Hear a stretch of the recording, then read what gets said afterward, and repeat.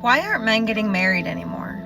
It's not because they hate love or they're against love. It's because the system is actually stacked against them.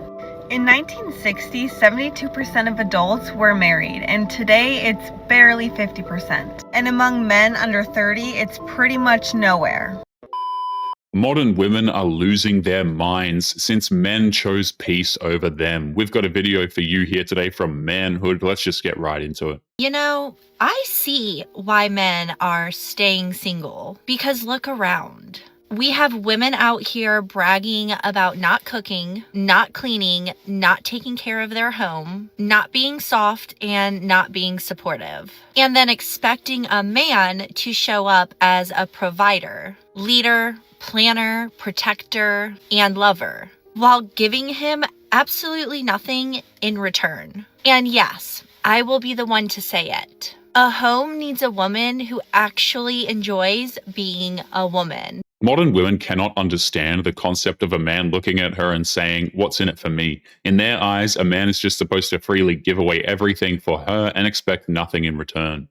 A woman who takes pride in making her home feel warm and peaceful. A woman who loves her man in the same way that she wants to be loved. That is not oppression, that is care. Men are tired of being treated like a walking wallet. Tired of disrespect, tired of begging for affection and a little peace. So they are choosing to stay single. Men have been demonized for a very long time now. We were told that we were violent, lazy, oppressive, dangerous, and all the other names by the very same women who are shocked to realize that we are choosing to stay single instead of dealing with them. This is the consequences of their own actions. Not because they hate women, but because they are looking for a woman that values her role just as much as his. And honestly, I don't blame them, because relationships only work when both people show up and give. The sad thing is how modern women hate men, but then have the nerve to take a look at us and accuse us of hating them. Hate is an incredibly powerful emotion that takes away from our peace, and it takes a lot of effort. And at the end of the day, our peace is all we really have in the world. So why would we just get rid of that? Why successful men stay single. It's often the same mechanism that makes men savage in the workplace that also makes them extremely intelligent when it comes to women. For example, successful men know how to sniff out desperation and entitlement. Most women want their lifestyle, not them, so they become experts at sniffing that shit. They don't settle for less than they deserve, because success teaches you that your worth is non-negotiable. Modern women have made their desperation no secret. They go online, they cry, they beg and offer to cook and clean for a man that they have no intention of respecting. We've gotten really good at seeing past their mirage because it was never that clever of a mirage in the first place. Sounds crude, but they prioritize purpose over pussy. Purpose is for life. Pussy comes and goes.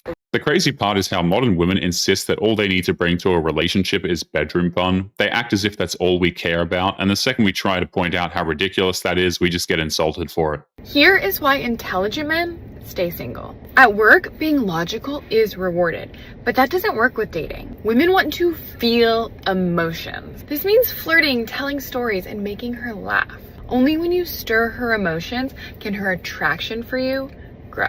The second a man just prioritizes a woman's emotions above everything, I mean, he's already lost. If she ends up feeling that spark, then it's going to be up to the man to guarantee those feelings every day moving forward. Meanwhile, the man must put his needs on the back burner to prioritize her wants. If you look at the stats on who's happiest, the happiest people are single women and married men. They're the two happiest groups of people always. Single women and married men are the happiest. But the happiest groups of people, like not married women. Married women like end up doing all the jobs, and married women aren't happier than single women. Single women are happier than married women. And married men are really happy because they get everything done for them, basically.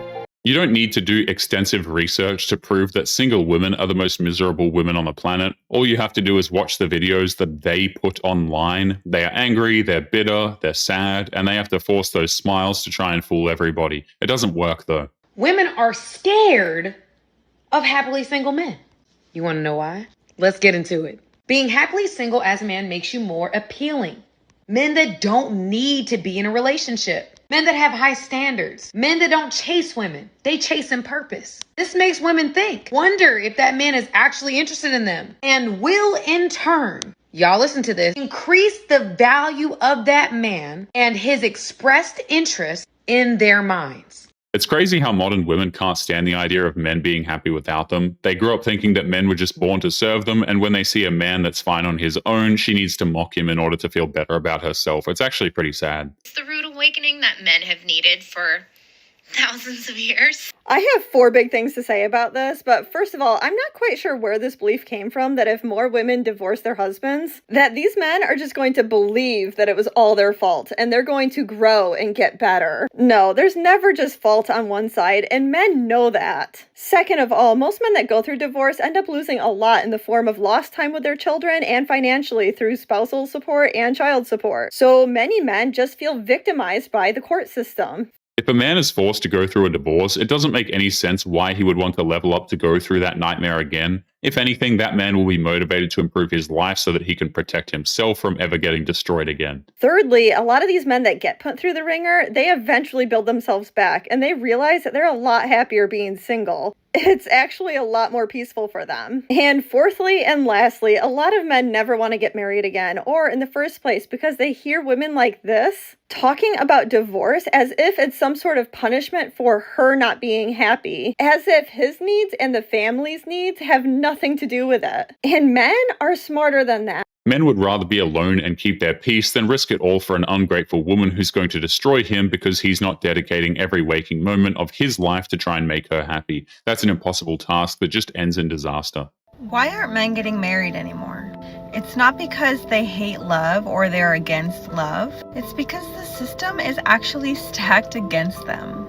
In 1960, 72% of adults were married, and today it's barely 50%. And among men under 30, it's pretty much nowhere. Here's why.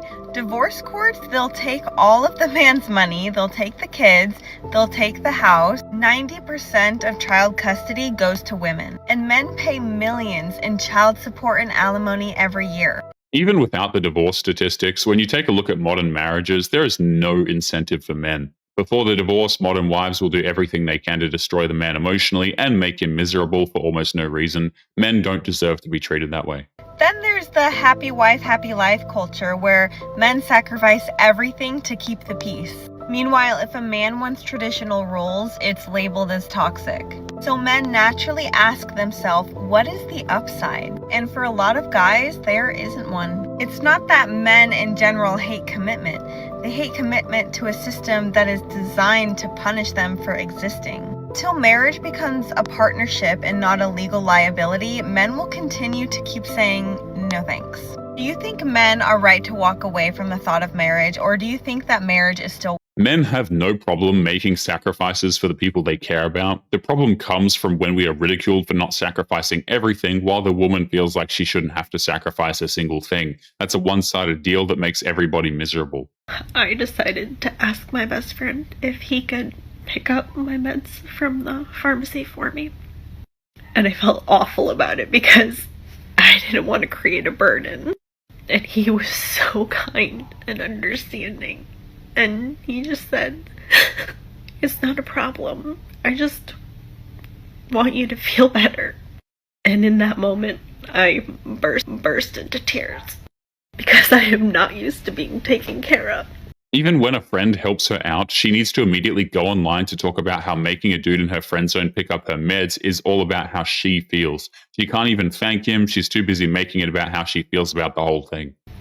And he wanted to take care of me. And after a lifetime of just being sick on my own, the experience of having somebody want to take care of you. It's interesting how she never explains why she can't go to the pharmacy to get her own medication. There could be a legitimate reason, but the fact that she's endlessly crying about it really does make you doubt the legitimacy of what's bothering her. But anyway, guys, we are going to be leaving today's episode there. Don't forget to subscribe on your way out. Click this video that's up on the screen now if you want to see more. Take care of yourselves, and I will see you all in the next one. Peace.